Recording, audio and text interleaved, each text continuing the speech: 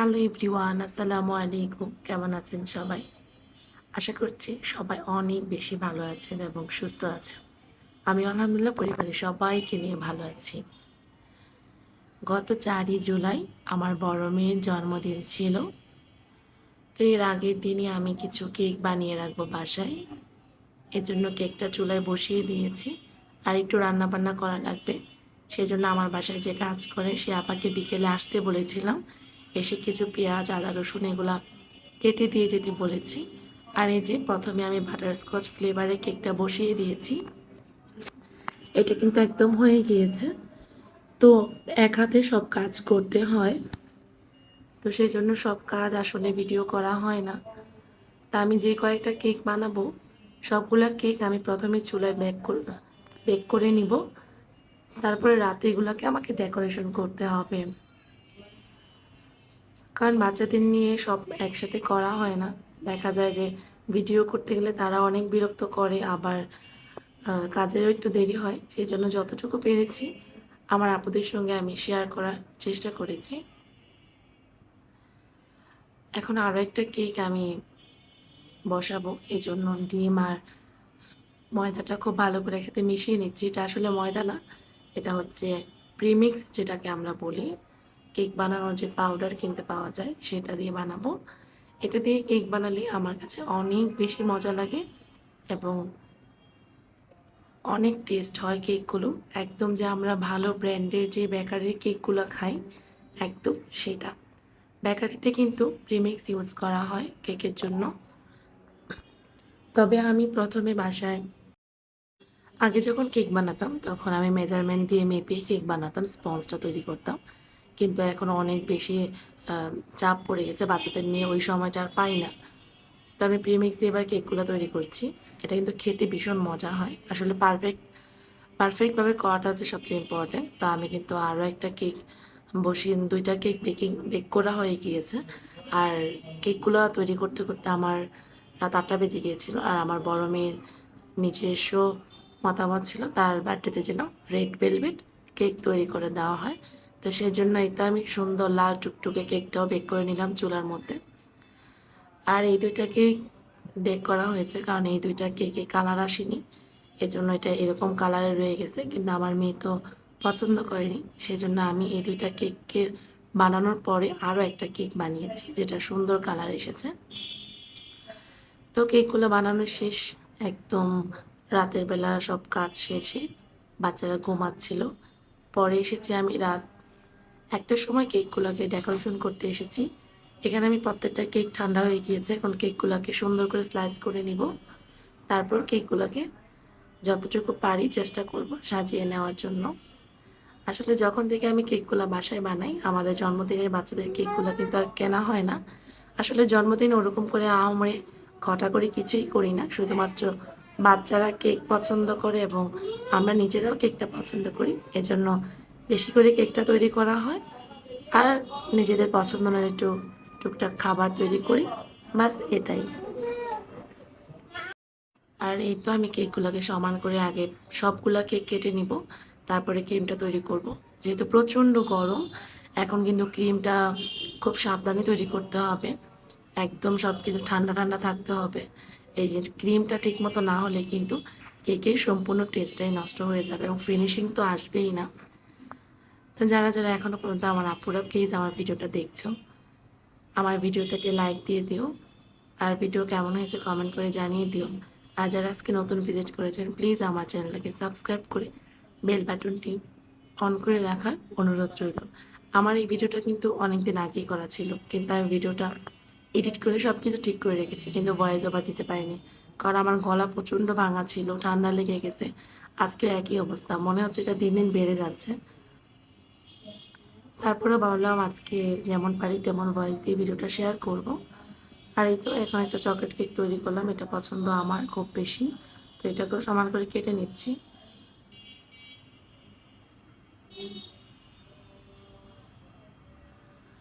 সবগুলো কেক সুন্দর করে কাটা হয়ে গেলে পরে আমি ক্রিমটা দিয়ে কেকগুলো ডেকোরেশন করব।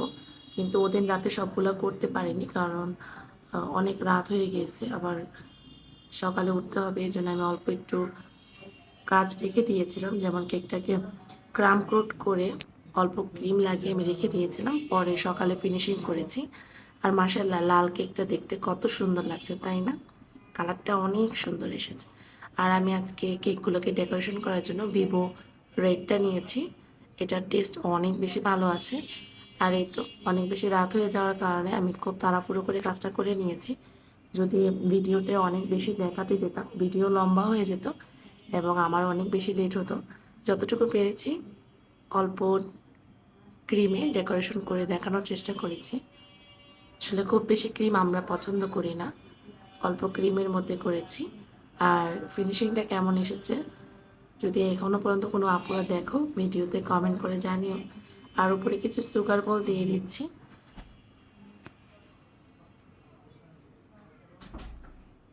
রাতের বেলায় শুধু এই কেকটাকে আমি ফাইনাল লুক দিতে পেরেছি। আর বাকি কেকগুলো আমি জাস্ট ক্রিম লাগিয়ে ফ্রিজে রেখে দিয়েছিলাম, কারণ অনেক রাত হয়ে গিয়েছে কাজ করতে করতে। আর আমি সাজানোর এই জিনিসগুলোই বেশি পছন্দ করি, অনেক বেশি ক্রিমের দিয়ে সাজানোটা আমার কাছে ভালো লাগে না। আমার কাছে মনে হয় ক্রিমটা কম, জাস্ট উপরে অল্প কিছু সুগার বল দিয়ে যে কেকগুলো ডেকোরেশন করা হয় সেটা দেখতে অনেক বেশি ভালো লাগে। আর এই তো মানে এখন চকলেট কেকটাকে ক্রিম লাগিয়ে নিচ্ছি। আমি প্রত্যেকটা ক্রিমের মধ্যে কেকের মধ্যে কিন্তু সুগার সিরাপ দিয়ে দিয়েছিলাম। আর রেড ভেলভেট কেকটা আমি সকালে করেছি, যেহেতু আমি বাসায় ফ্রেশ ক্রিম চিজ তৈরি করে দেন আমি রেড ভেলভেটের ক্রিমটা তৈরি করেছিলাম। এই জন্য ওটা রেখে দিয়েছি, সম্পূর্ণটা আমি সকালবেলা করেছিলাম।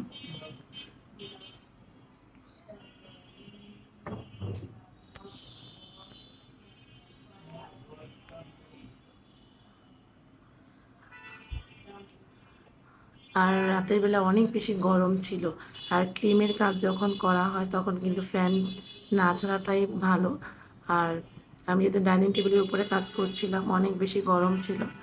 তো তারপরে আমি ক্রিমটাকে কিন্তু একটা ঠান্ডা পানির বলের উপরে বসিয়ে রেখেছি, যেন ক্রিমটা অনেক বেশি ঠান্ডা ঠান্ডা থাকে, তাহলে কাজটা করতে অনেক বেশি ভালো লাগে।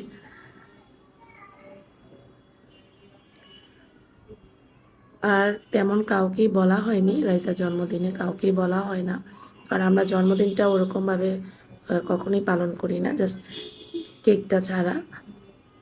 তো শুধু ওদিন সকালবেলা আমার আব্বাকে বলেছিলাম, আব্বা আমাকে ফোন করে বলে, কারণ আমার আব্বা রাইসাকে অনেক বেশি, ওনার কিন্তু আরও নাতি নাত আছে, মানে নাতি নাতি আছে, সেগুলোর চাইতে আমার বাবা কিন্তু রাইসার প্রতি অনেক বেশি আপনার, মানে হয় না একজনকে অনেক বেশি, যেহেতু প্রথম বড় মেয়ের প্রথম সন্তান হিসেবে আমার বাবা রাইসাকে অনেক বেশি আদর করে। তো সেক্ষেত্রে আমার কিন্তু মনেই ছিল না যে আমার বাবাকে বলা, মানে বলবো যে আসার জন্য। হঠাৎ করে আমার মেয়ে যখন স্কুলে চলে যাচ্ছে তখন বলছিল, মা আজকে নানা ভাইকে আসতে বলো। তো আমিও আমার বাবাকে হুট করে ফোন করে বলছিলাম যে আব্বা আপনি চলে আসেন, আজকে তো রাইসার জন্মদিন। তা আমরা তো তেমন কিছুই করবো না, শুধু বাসায় কেক কাটবো, আপনি আসলে রাইসা অনেক খুশি হবে। তবে আমার বাবা কিন্তু কথাটা রেখেছে, অনেক কাজের ব্যস্ততার মাঝখানেও যেখানে কাজে এসেছিল ঢাকার একটা জায়গায়, সেখান থেকে আমার বাসায় মাগরিবের পরপর চলে এসেছিল।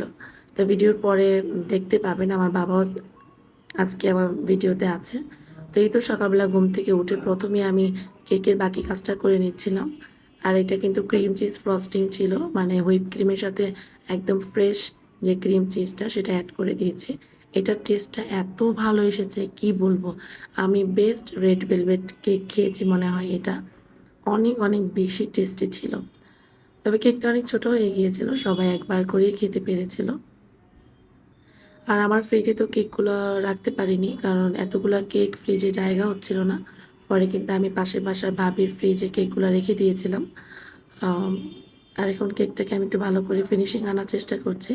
খুব বেশি ফিনিশিং আনার প্রয়োজন নেই, কারণ এটাকে উপরে তো আবার একটু ডিজাইন করে দিব। এই জন্য যতটুকু পারছিলাম সিম্পল ওয়েতে ফিনিশিংটা আনার চেষ্টা করছিলাম।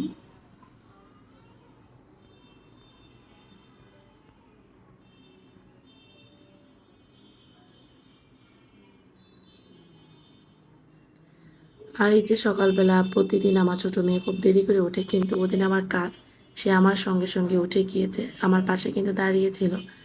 আর এই তো ফাইনাল রেড ভেলভেটের লুকটা আপনাদের সঙ্গে শেয়ার করছিলাম। আমি এভাবে সাজিয়ে নিয়েছি, মানে কেকের যে আম গুঁড়া হয়, মানে একটা স্লাইস আমি ব্লেন্ডারে গুঁড়া করে সেটা দিয়ে কিন্তু উপরের ডিজাইনটা করেছি এবং কিছু সুগার বোল, চকলেট টপার এটা দিয়ে জাস্ট সাজিয়ে নিয়েছি। আর যে রাতে করা কেকটা ছিল এটা আর ওইটা, এই ২টা কেকই ভাবির বাসায় রেখেছিলাম আর বাকিগুলো আমার ফ্রিজে রেখেছি। আর দুপুরে রান্নাবান্না শুরু করে দিলাম গরুর মাংস আর মুরগির রোস্ট। দুপুরে রান্নায় আমার মেয়ে কিন্তু সবচেয়ে বেশি পছন্দ হলো চিকেন রোস্ট। তো চিকেন রোস্ট করলাম আর একটু গরুর মাংস রান্না করেছি। আর দুপুরে এটাই থাকবে, রাতে কাবাবটা তৈরি করে দিব। আমি দুপুরবেলায় রান্নাবান্নাটা শেষ করে নিয়েছি যেন রাতের বেলা কেক কাটার পরে আমার আর কোনো ঝামেলাই না থাকে। এখানে আলু দিয়ে গরুর মাংসটা করে নিয়েছি আর সাথে পোলাও করেছি। যতটুকু পেরেছি অল্প অল্প করে আপনাদের সঙ্গে শেয়ার করেছি, কারণ এক হাতে কাজ করতে গেলে দেখা যায় ভিডিও করা, তারপর কাজটা সময় মতো সারা, আর এর মধ্যে প্রচণ্ড গরম ছিল, সব মিলিয়ে সম্পূর্ণ ভিডিওটা শেয়ার করা যায় না। আর এই তো পায়েস তৈরি করব বাসায়। আর এই দুধটা তো কয়েকদিন আগে রাজার আপু আমাদের বাড়ি থেকে নিয়ে এসেছিলো, তো সেখান থেকে 2 কেজি গরুর দুধ এখানে অ্যাড করে দিলাম আর একটু পোলার চাল আগে থেকে সিদ্ধ করে নিয়েছি। এই ফিরনিটা অনেক পছন্দ করে রাইসা, তো তার জন্য এটা করে নিলাম।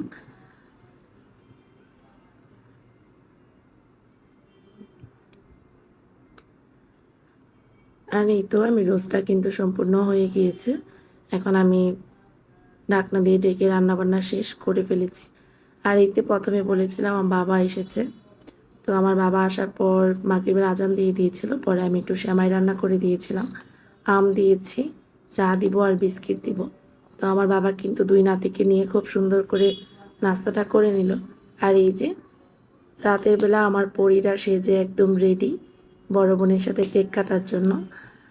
ওরা অনেক খুশি ছিল। আর এই যে আমাদের আয়রা, ওকে তো আমার আগের ভিডিওতে অনেকেই দেখেছেন হয়তো বা আবার অনেকে দেখেননি।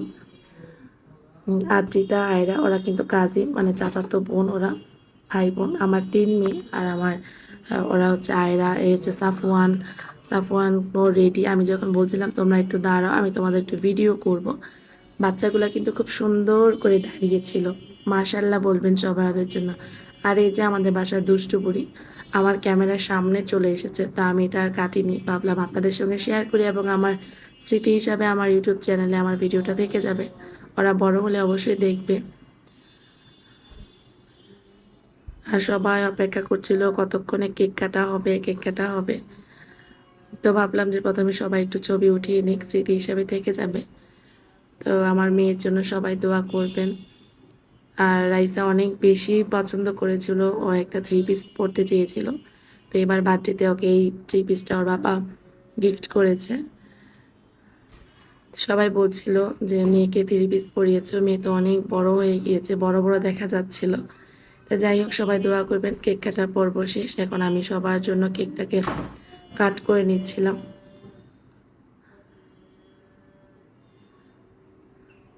তো আজকে ভিডিওটা কেমন হয়েছে সবার সাথে শেয়ার করতে পেরে আমার অনেক ভালো লাগছে, সবাই দোয়া করবেন। আর এই তো বাকি কেকগুলোকে আমি এইভাবে ডিজাইন করেছিলাম। আর এখানে আমার মেয়েরা তো কেকের 12টায় বাজিয়ে দিয়েছে, মানে ওরা তো দাঁড়িয়ে দাঁড়িয়ে উপর থেকে সুগার বলগুলো খেয়ে নিচ্ছিল।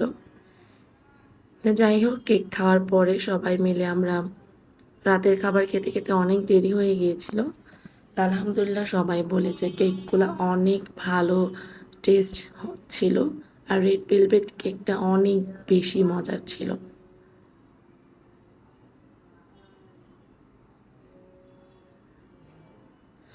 তো আমি এখানে সবার জন্য কেকগুলোকে সার্ভ করছিলাম যেন সবাই প্রত্যেকটা ফ্লেভারে কেক খেতে পারে।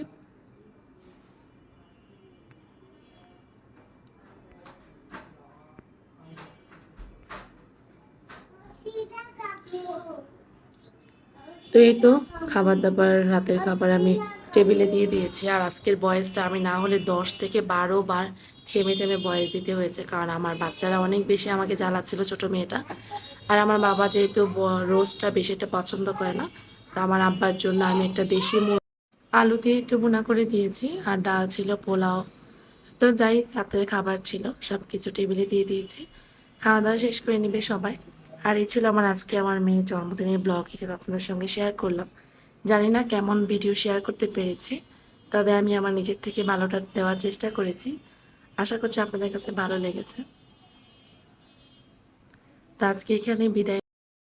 সবাই ভালো থাকবেন, সুস্থ থাকবেন। আল্লাহ হাফিজ। আসসালামু আলাইকুম।